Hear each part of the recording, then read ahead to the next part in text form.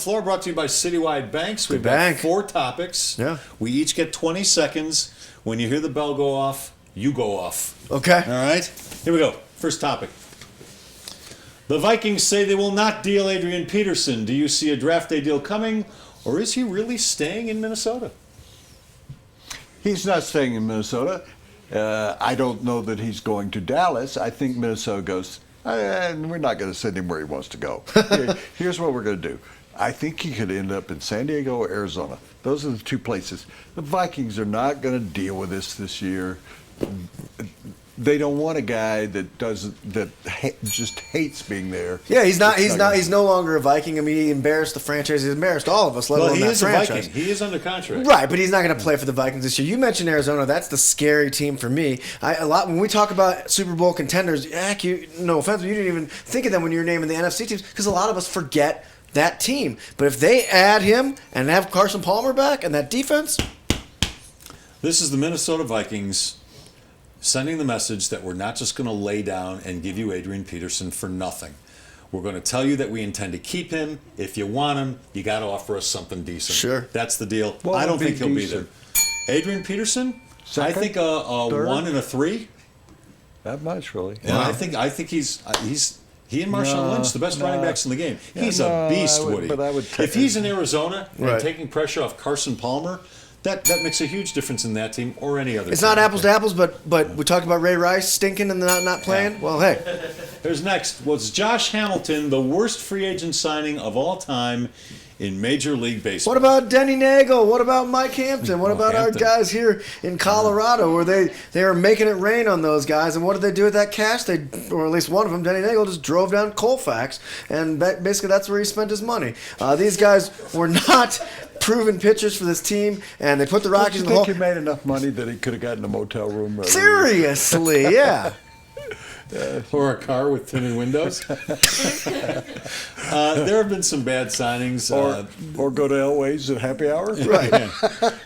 Jason Schmidt was a really bad signing by the San Francisco Giants, but the money wasn't anywhere near. Hampton was $121 million. That sounded right, Les? It's a horrible. Well, let's go signing. to another guy. Yeah. I mean, we're talking recent times because we can go back forever, but Pujols was a bad sign. Yes. As it turned out. 10 years. He hasn't been. But they made the playoffs last year, and he was acceptable last year. Decent, but he's making $25 million guys, a year. We're forgetting about the largest contract ever, A-Rod. Honestly, though, I mean, I was reading a lot about A-Rod last week when I wrote about him in the paper, and people were saying that even though he was on steroids, the numbers that he put up were maybe worth Still decent. Or maybe he won 3 MVPs under that $252 million contract. He did miss a whole season last year, and he's got 3 more years left and $60 million. Oh, gotcha. All right. Can Dallas and Dirk Nowitzki contend for a title again, or has the window closed? Well, if they get Ty Lawson, they're finals bound, guys. I mean, that's pretty much obvious. He said he wished he was there. Yeah. He told them. Guess what? I wished he was there too. Yeah, I know, right? Seriously. No, I mean, jokes aside, I hate to say it, but I don't think so. The Western Conference is too strong, and we're looking at teams like Utah. I know it's kind of a weird thing to say, but teams like Utah are going to start making the playoffs, and their guys that are 19, 20, 21 are going to get older too. There is one caveat here. Dirk is not going to be able to put a team on his shoulders anymore and take it to the promised land. If Mark Cuban goes out and surrounds him with good players, if he gets another all-star or two, then the window isn't closed. I mean, these windows, especially in the NBA, can open very quickly again. Well, right? it opened quickly for Rajon Rondo, though. 2 quick points.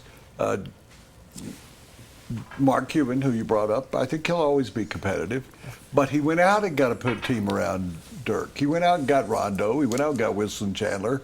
It didn't work out. They couldn't get past the first round. So, no, that window is shut tight. People are nailing down, waiting for the tornado to come. I have to ask, did you mean Tyson Chandler or Chandler Parsons? You said they got Rondo and they got some other guys. Wilson Phillips. Wilson Phillips. Hold on to one more day. Last four on Baby, the floor. hold on. The Houston Rockets. The Houston Rockets put out a tweet near the end of last night's game against the Dallas Mavericks. Here's the tweet.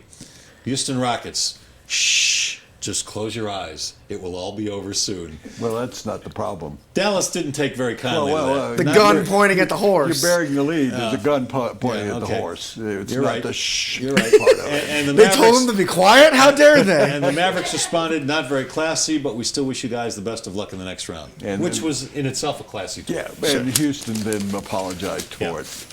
And I got into trouble on a conference call this morning because I said, and I promised I'm not going to say it, there's there's a generational group of people that are put in charge of things at NBA teams, and they shouldn't be. Bad judgment. Yeah.